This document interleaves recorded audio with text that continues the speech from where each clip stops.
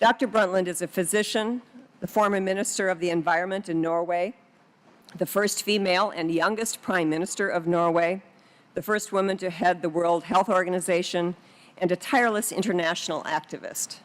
Dr. Brundtland has lived her life making connections between people and among people and ideas and organizations.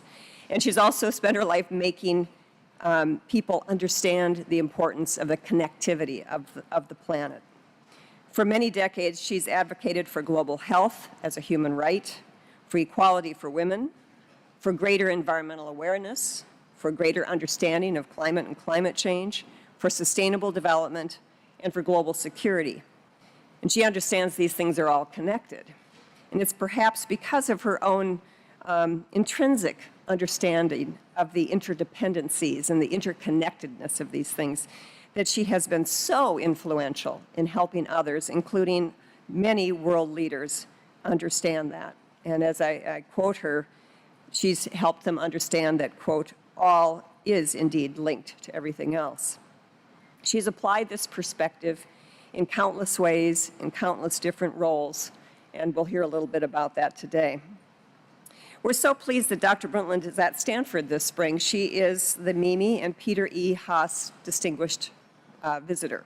The Haas Distinguished Visitor Program brings to Stanford individuals who have had significant impacts, significant public impacts in the United States and globally, and that is certainly the case for Dr. Brundtland. You can learn more about her visit, more about the Haas visitors at the Haas Center's website, which is Haas, H-A-A-S, .stanford.edu.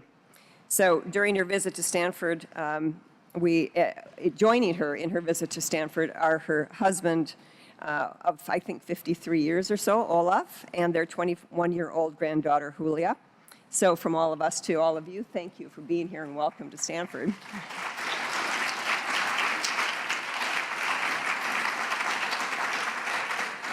It's clear that Dr. Brundtland has influenced many different people around the world in many different issues and many different ways. And I want to share just one little story about her influence on me and on my career. In the late 1980s, when I was in the midst of my first professional role as a research scientist working on climate change issues in the field of emerging field of Earth system science, Dr. Brundtland was leading the UN World Commission on Environment and Development. That commission shortly would become widely known as the Brundtland Commission. In 1987, the commission published a report called Our Common Future, and that contained a powerful and lasting definition of sustainable development. In quotes, development that meets the needs of the present without compromising the ability of future generations to meet their own needs. So for many of us working in environmental issues, that articulation, that concept, coming as it did at a time of very rapid human population growth, but also very rapid environmental change at the global scale, was like a lightning bolt. It basically linked, and still links, the well-being of people with the well-being of our planet, of our ecosystems, of our resources, of our environment. And it also reminds us that it's not just about what's happening today. It's about what's going to happen for our kids and grandkids and great-grandkids, for intergenerational well-being. And that concept really changed, in many ways, the research and the way I've tried to live my life. So it was particularly, the report was particularly important to me in the mid-1980s when the National Academy of Sciences developed, through our Board on Sustainable Development, developed a report that was a call to arms for scientists to engage in sustainable development. And we wrote a book that was called Our Common Journey, and it was in tribute to the Brundtland Report's Our Common Future, and also in recognition that we're not going to get there overnight. This is hard stuff that we've been hearing about today. This is hard. These are hard things that we have to do. We're navigating in uncharted water, but we better be all working together to do it. And so, again, thank you to the scientists and the policy analysts and all of you at Stanford and beyond who devote part of your life to this. So, obviously, the Brundtland Report was influential far beyond its influence on me. It laid the groundwork for the convening of the 1992 Earth Summit in Rio, and for all of the summits since then. Today, Dr. Brundtland is deputy chair of the Elders. It's an independent group founded by Nelson Mandela with 10 global leaders of such stature that they can create change by boldly voicing solutions to seemingly intractable problems. Dr. Brundtland's colleagues among the elders include Bishop Desmond Tutu and former U.S. President Jimmy Carter. Through the elders, Dr. Brundtland contributes wisdom and independent leadership and integrity to address some of the most difficult challenges facing us on the planet. So we are so very lucky to have her here with us today, and I am very pleased to introduce to you our keynote speaker for Connecting the Dots at Stanford, Dr. Gro Brundtland.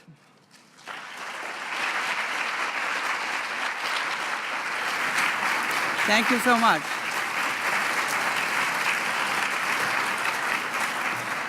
Thank you, Pamela. You know, it's the second time I'm in this freezing auditorium. I was invited as a keynote speaker here at your meeting last October in these quarters. This morning, when I got up, I had gotten used to the nice warm weather here. So I used just a cotton blouse, but I put on all I have with regard to scarves. But I see all of you are having the same problem. Well, so last fall, one of the points that I made in that keynote speech half a year ago or more now was exactly some key observations and recommendations from the panel on global sustainability that I had served on, which was called together by the Secretary General, Ban Ki-moon, a high-level panel on global sustainability. This was one of the initiatives that he took after the Copenhagen conference in 2009, when his climate initiative that the Secretary General had already taken in the first part of his term towards the important meeting in 2009. He was there, I was behind him as a special envoy, together with two others, in that crowded room where President Obama, Angela Merkel, key leaders across the world, but missing any reasonable representation from China, worked long hours during the evening and night. And I saw them bending over, whispering to each other, trying to at least get one or two sentences cleared, so that that conference could make some reasonable suggestions, recommendations to the world. Now, so the global panel on sustainability, we then looked at the broader sustainable development agenda, including the climate, as the Secretary General realized that not only climate, but also post-2015 Millennium Development Goals were issues coming up, and they had to be linked together. And he's still working now on that agenda, which means that this year, later in September, when the General Assembly gets together, he has been able to convince countries that one day, the Tuesday of that week, will be focused solely on climate.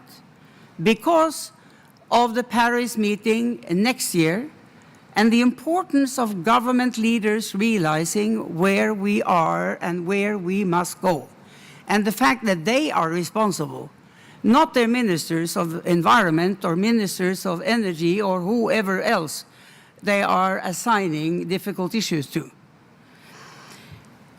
So I thought I would share with you just part of some of the key sentences from that report, because we struggled, I can tell you.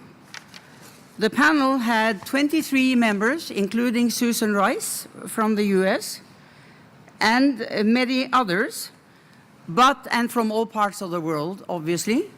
We were struggling. Julia, du må komme opp her. I'm making a mistake with this thing. Sorry, we are recording. for our own purpose later on that I know what I said to you. This is my granddaughter who is doing her duty, and I was messing it up.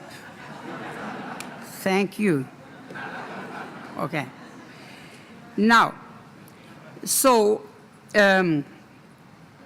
some of the things that we struggled to agree on, what we did agree, was this. The current global development model is unsustainable. We can no longer assume that our collective actions will not trigger tipping points as environmental thresholds are breached, risking irreversible damage to both ecosystems and human communities. Now, this is what now the 3 last reports have again confirmed is the case. We all need to recognize that the drivers of the sustainability challenge include unsustainable lifestyles, production and consumption patterns, and the impact of population growth. Now, we have heard all of these discussed and raised during this conference too. And it happened certainly in the breakout groups that I was in. Now, as the global population grows from 7 billion to 9 billion by 2040, with the emergence of 3 billion new middle-class consumers over the next 20 years, the demand for resources will rise exponentially. And by 2030, the world will need at least, now this is, it's quite shocking to many people when they realize we will need at least 50% more food, 45% more water, more energy, and 30% more water. And that at a time when environmental thresholds are throwing up new limits to that very supply. These thresholds are most clear for climate change, which affects all aspects of human and planetary health.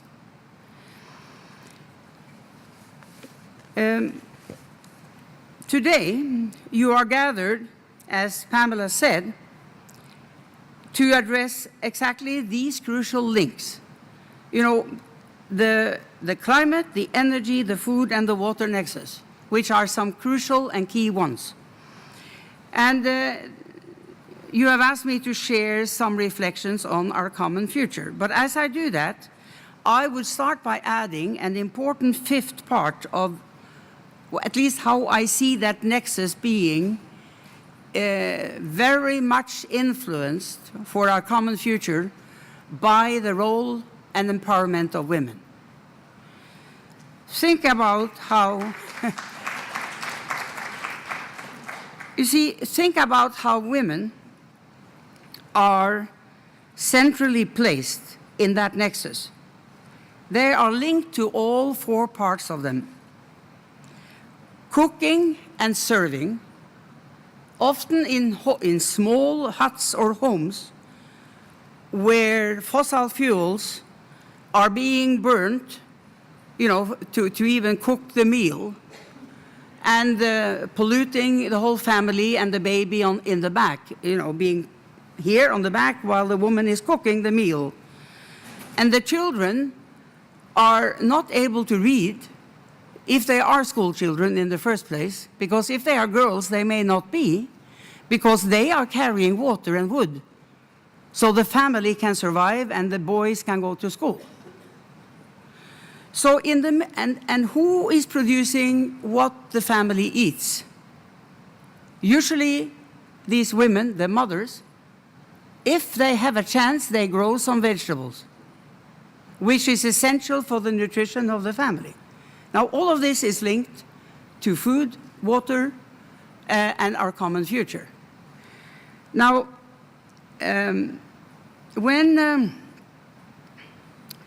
so climate figures prominently when, of course, at today's agenda, as you are looking at the Working Group 2 report today.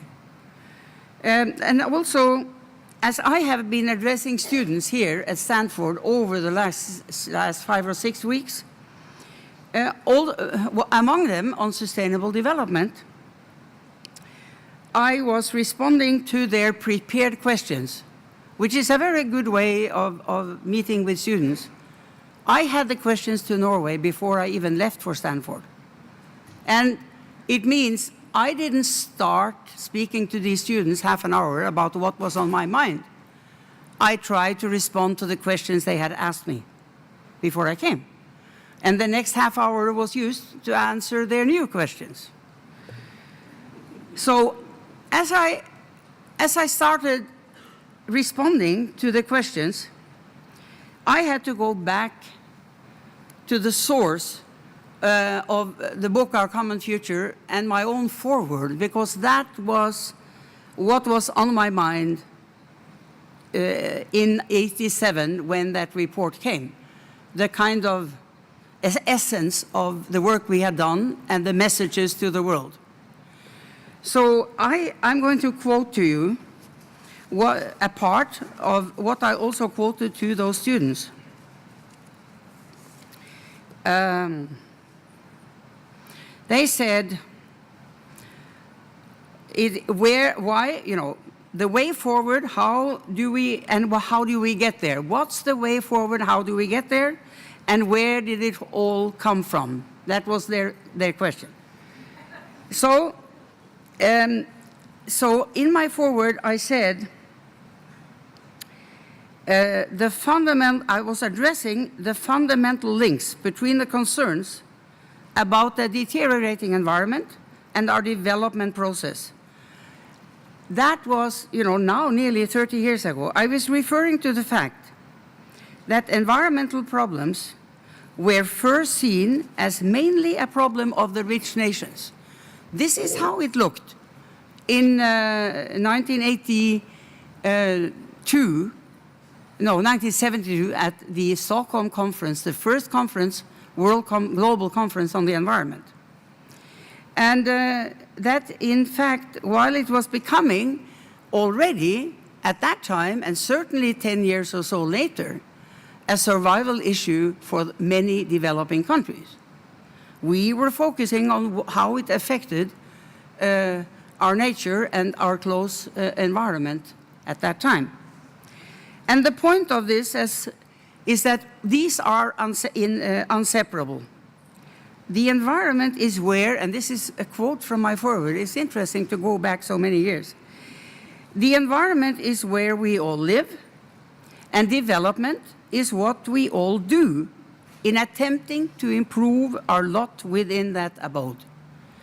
The need for common or shared responsibility to drive the changes we must make led to our message of urgency, a call for a common endeavor and for new forms of behavior at all levels and in the interest of all. And we made clear the changes in attitudes. In our report, we made clear the changes of attitudes in social values and in aspirations that the report urges will depend on vast campaigns of education, debate, and public participation. Now, the meeting here, 27 years later, is part of that ongoing campaign. Because we are still not there, as we have heard. But I think more than 25 years later, I think we can all agree that we are far behind the mark as we can count our failures. And I'm not saying we can count our failures. I really believe we can and should. That doesn't mean that many people, many places, many centers of excellence, many local communities, many serious politicians have been doing many things, happily. It's not that nothing has happened, but the dimension of what we are facing is far beyond what we so far have been able or willing to do. Now, then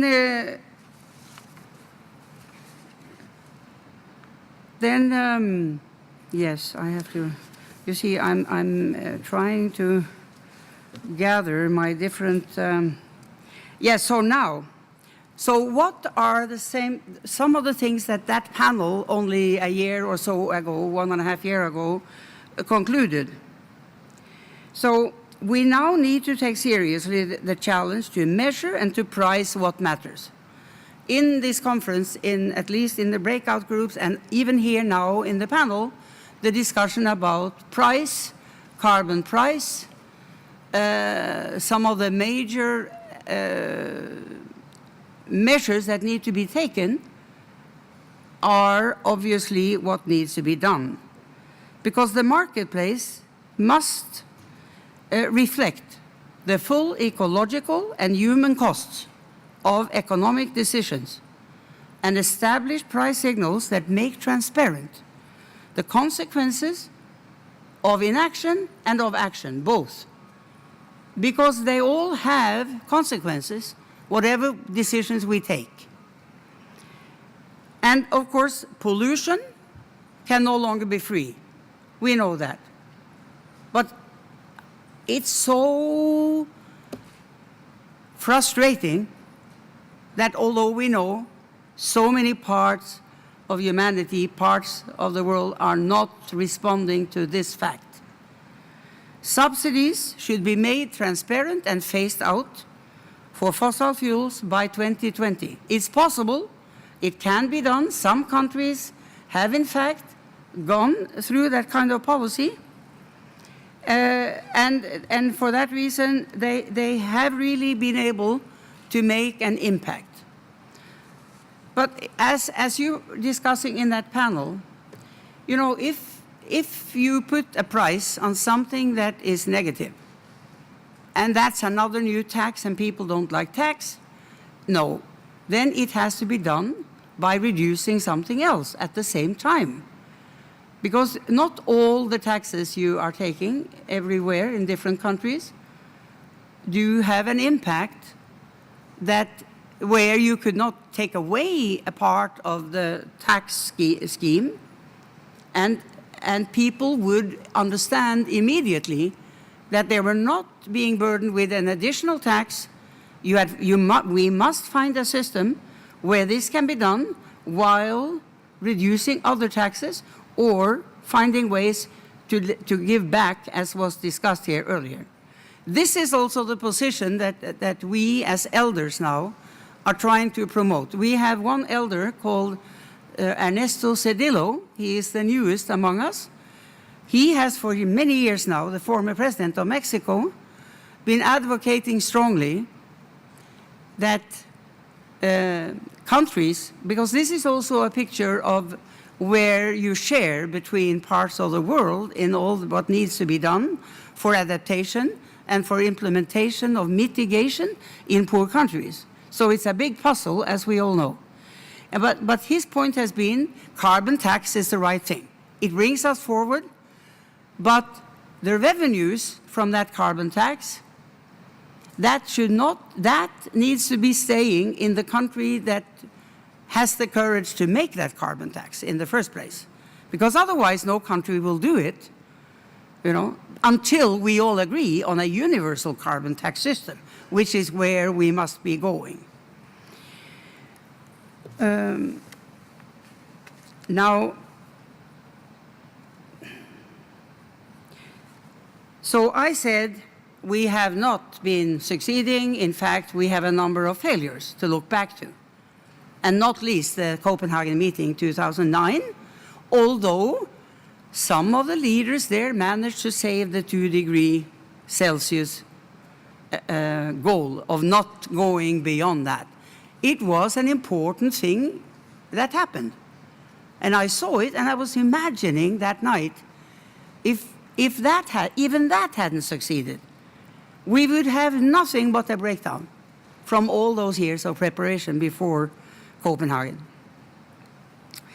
Now, so what do we do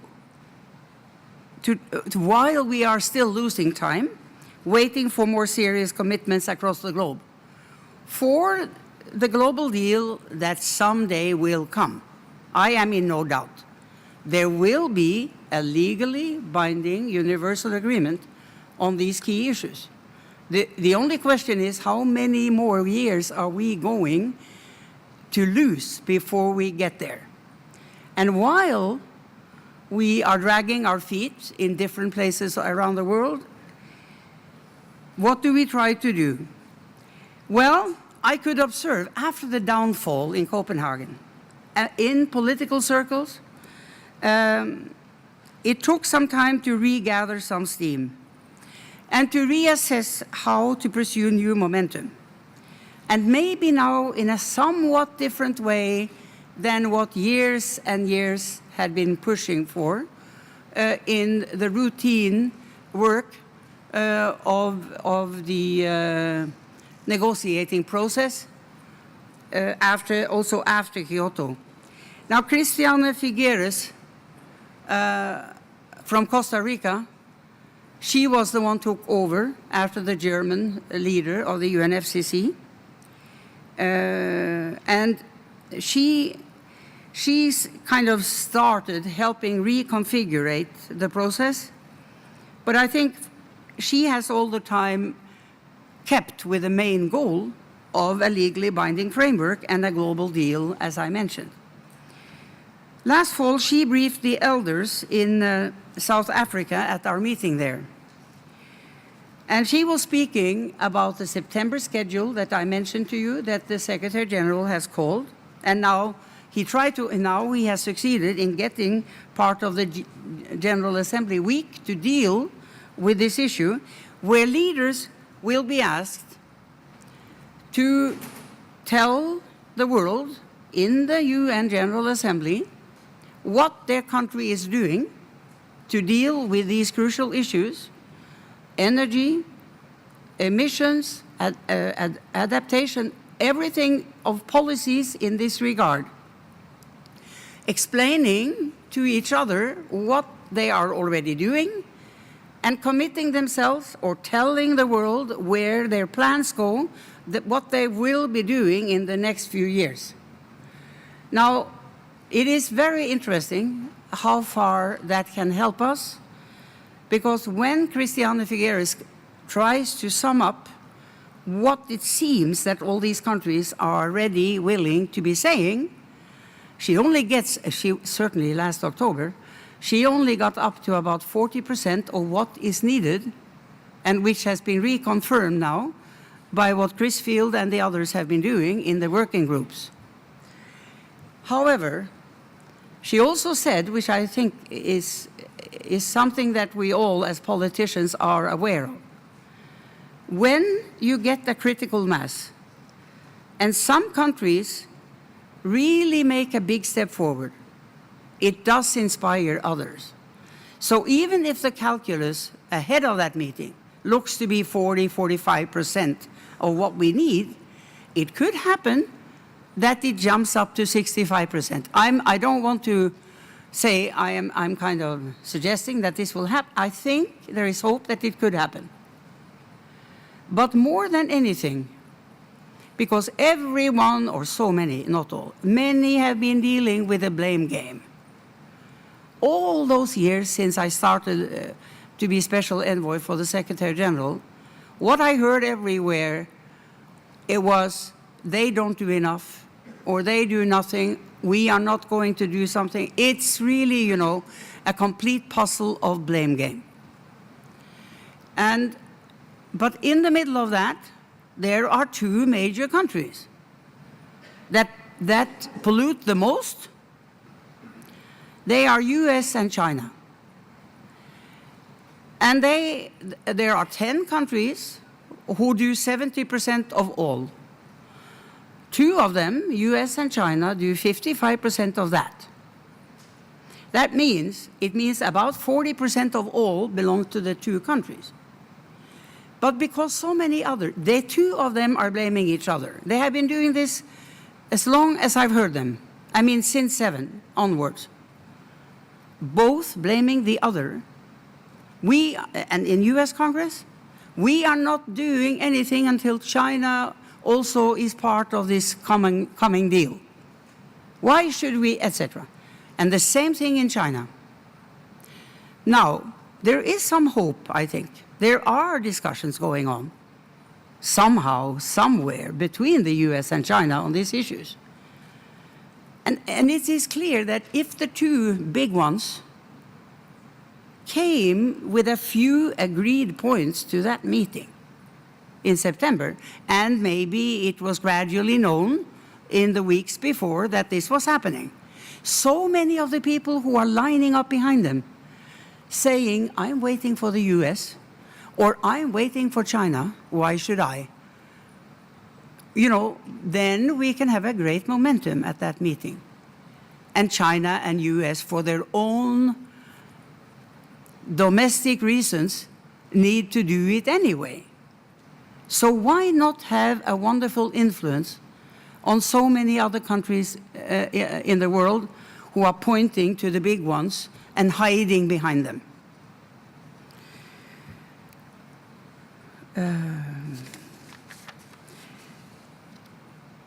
Yeah, that's... you know, this morning, as I was preparing some of this, I was reading an article in the Interpress service by Roberto Savio. He is a founder and president emeritus of the Interpress service. The article has a headline, "Our planet's future is in the hands of 58 people." So I started reading this with interest and thinking, who is he counting? Okay, so he goes through some reasoning, and then he says, and in the 2010 elections, a number of politicians who voted for the carbon tax, this is about US, lost their seats, contributing to the Republican takeover of the House. The hope now for those who want a change is to wait for the 2016 elections and hope that the new president will be able to change the situation, which is a good example of why the ancient Greeks said that hope is the last goddess. But the point of the 58 is his final one. The US Senate is made up of 100 members.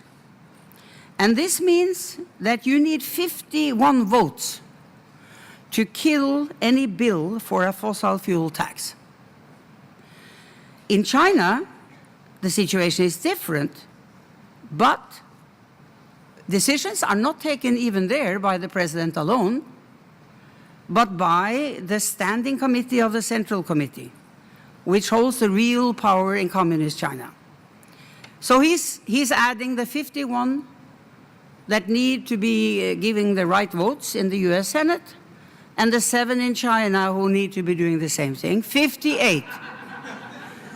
Let's think about it, and let's try to consider that we may be able to be optimistic if the big puzzle game and the big blame game that's going on between countries, which are holding us back, can get the push by the two big ones racing to be something that they should have become already. Thank you very much.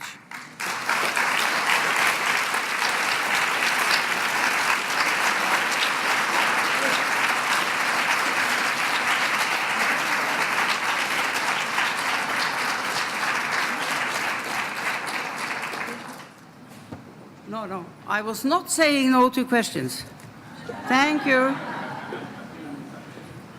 So, okay, can you just help me see people here? Hello, and thank you for your great work, Dr. Brundtland. My question was about the subnational influence on the climate treaty. We have California, we have cities all around the world, even in China, 7 cities and provinces with the carbon exchange, and moving toward a low carbon framework, many of those cities. And so with vertical integration of greenhouse gas accounting and pressure from this type of approach, Can we force a climate treaty that incorporates these already successful approaches of mitigation and acknowledges it with U.S. and China, in your view? Yeah. Well, definitely, as I said, many individuals, institutions, communities, states, countries have moved and done a lot towards solving these problems. And all of those examples give inspiration to others and make it possible for others to see, as we heard here, California has not seemed to get into some kind of difficult economy because of the actions taken about some of the issues which are better than in other states. So there are many examples of both states, countries that have moved and made and taken action, and they do serve as wonderful inspirations to others that they are copying or taking part of that experience, inspiring and daring to be courageous and start new policies. But I think the complexity of the global complete deal in the future, I mean, that is really, I'm not even trying to address all the difficulties of measuring, the difficulties of monitoring, which we have to do. I mean, in the end, I think many countries are willing now to be transparent. Even now, without a global agreement, they are willing to transparently share what they are doing. They are willing to be measured. They are willing to be asked. And all of these efforts, which are part of even going from down upwards in a pyramid, you try to have countries commit to more and more, and the sum can gradually be as high as that we want.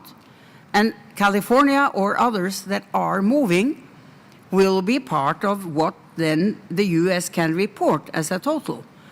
I mean, the U.S. is not only reporting what Congress decides. The U.S. is reporting how the emissions are faring and what's happening. And so, indeed, everything is linked to everything else. And every action is makes a difference. Yeah. Yeah. One of the dots that I would love for you to connect for us has to do with refugees, in particular climate refugees. I understand that Norway has been particularly welcoming to refugees over the past 4 to 5 decades.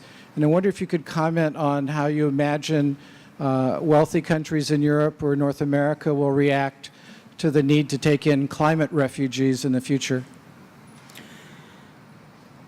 I mean, the movement of people and poverty added to by climate change effects are making problematic situations many places around the world, and adds to what's already a pattern of people moving away, if they can, from difficult life situations.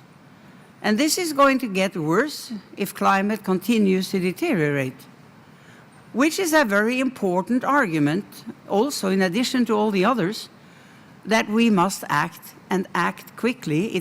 We cannot just let decade after decade pass without having much more concerted and serious action of common responsibility to avoid all the downsides of what's happening.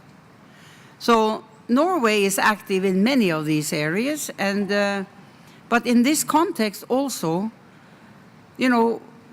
we are putting a lot of money into trying to help Brazil avoid the cutting of the tropical forests, and helping the communities that are now partly dependent on doing things that are destructive to the tropical forest. And I'm not talking about the big developers, but people who live in the margins of the tropical forest, who need to have an alternative way of living in order for tropical forests in important parts of the world to be saved for the future. So there are so many things countries can do to help. while we are not so effective as we should have been. Yeah. I'm here as a student who's interested in the environment. I think a lot of the other students who are here are also interested in telling people or specializing in knowing what's wrong. So in this like nexus of inspiration that we're talking about at the country level, what can we do as young people to kind of like act as in that nexus of inspiration? What do you foresee as the role of young people and young people interested in the environment? You know, you are a young student at Stanford, are you? Yeah. So you can choose the subject or the things the programs you go to, the study you choose to take, and decide to be part of the solution. But it doesn't mean necessarily only being a scientist in adding to the knowledge base of the IPCC, which you could. But it means also, you know, if you study in other fields, you can help support civil society, NGO activists, businesses who want to move but don't really know how. I mean, there are so many ways to use knowledge and share it with others that then inspire action by other people.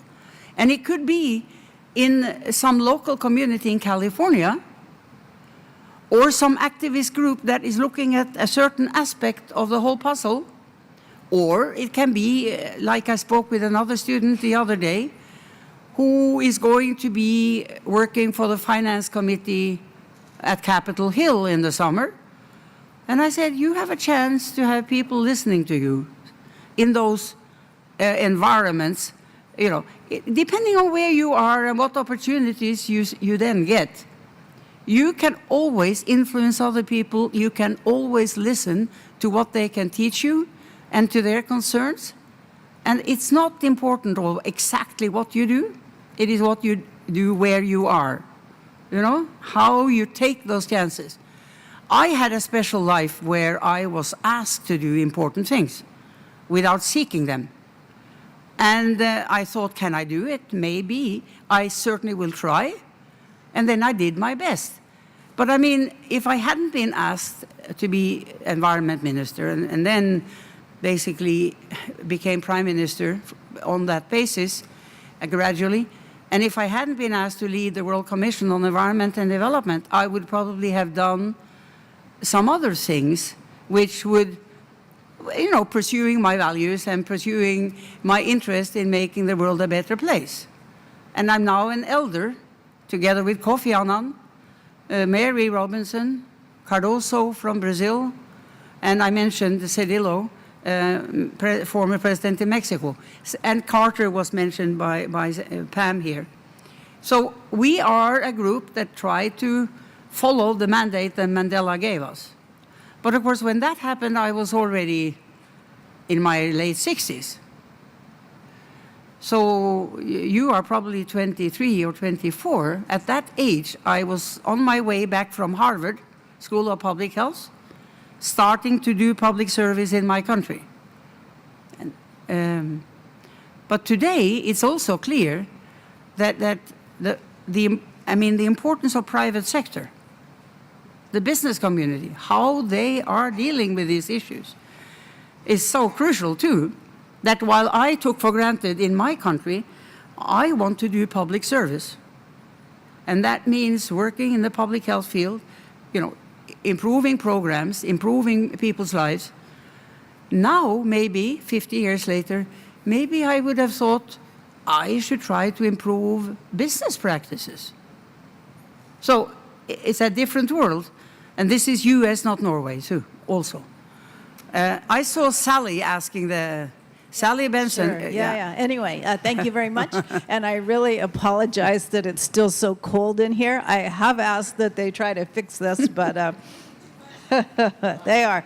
Anyway, I thought it was really interesting that you talked about the blame game and, you know, countries blaming other countries and other countries hiding behind other countries by, you know, with all this. And I think that we also have to look to ourselves, that, you know, there's a tendency to blame this company or that company or this institution or that institution. And I think really at the heart of it, we're the energy consumers. We're the people who consume so many things, and we've actually built a whole economy around, what might argue is excessive consumption. And, looking to the future, how do we change behavior where we recognize that our human actions in terms of choosing what we buy, how much we drive, how much we do all these things is having a huge impact on the environment. And if we think to the developing world, we've set an example of what you called in your report an unsustainable lifestyle. So how do we begin to turn that around in such a way that we can get sort of off this, ever escalating need to consume more and more and take more and more natural resources? Well, this is the big kind of moral question even, I think. And we have been, many of us have been speaking for years, on the basis of Sally's question. But and many people have taken note. Many people are changing the way they think. Many more people, I think, and young people today are thinking about what Sally now mentioned. They are trying to use bicycle. They are not always having to have a big car. They are choosing. I struggle a little to have my children realize that they don't have to stand under the shower for more than 3 or 4 minutes to get clean. But you have to have very practical types of examples to teach young children and young people to make a difference. So there are so many aspects, and of course it's the parent generation that have to be helpful in letting their children understand this as they are young enough to put it into their pattern of their lives as something that they don't even have to think about. Habits, they come early. And so that's important. But then as a politician, you have to try to think, can you stimulate some of the things that will inspire people to make the right choices? That is a quite powerful method to use.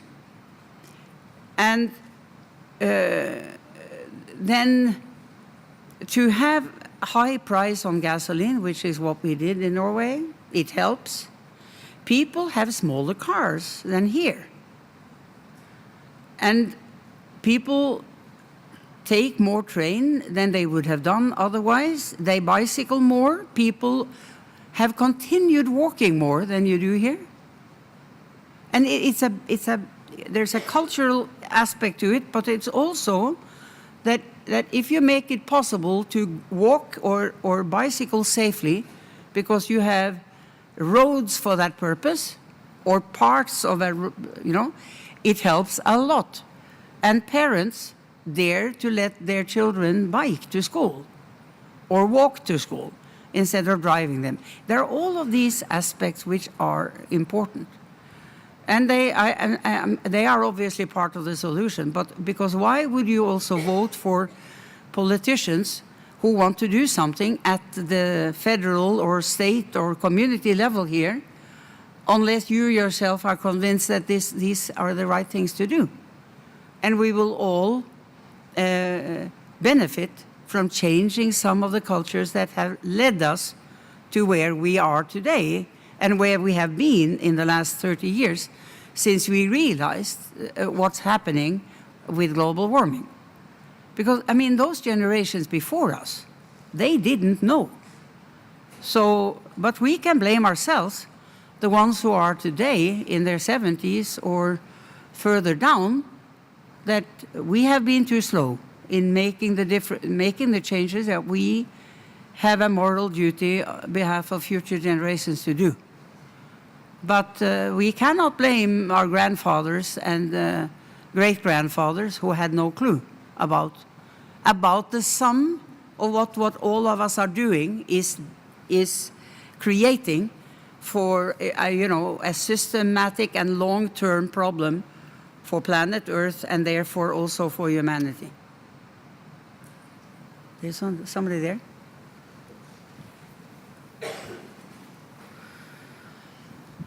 Hi, George Marshall has a, is this on? George Marshall has a new book coming out on the psychology of climate change, and in that he mentions that the biggest failure to address climate change comes from the fact that since the beginning that we started worrying about it, the only solutions we look at are reducing emissions rather than reducing supply, like in Norway.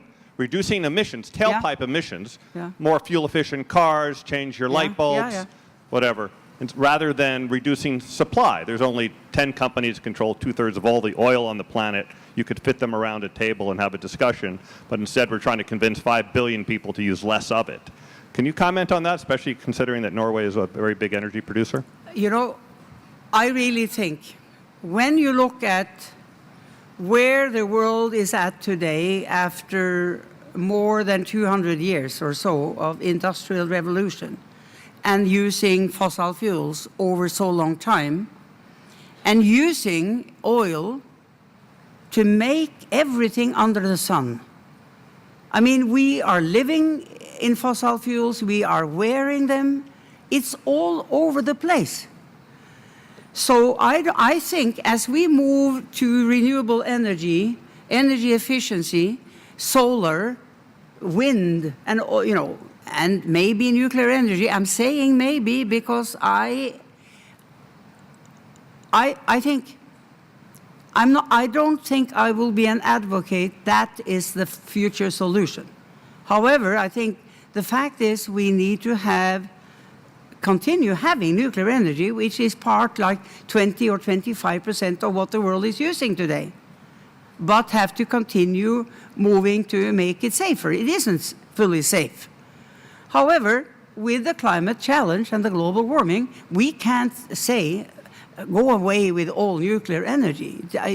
Then it's even worse to find the ways to get from here to a low carbon or zero carbon future, which we are going to do in the next 40 years or so, 35, 40 years.